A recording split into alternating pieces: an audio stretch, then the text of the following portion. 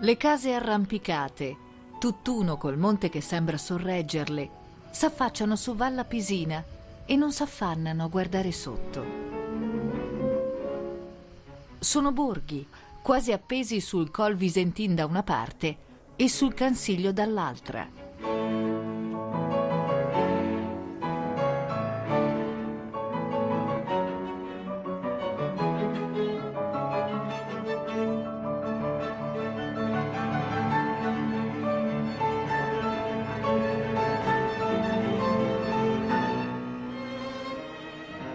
I due monti stringono e accompagnano la valle, da Sella Fadalto alla pianura, portandola fin giù a Vittorio Veneto, assieme al vento, che specialmente d'estate non smette mai di farsi sentire, rendendo il clima mite.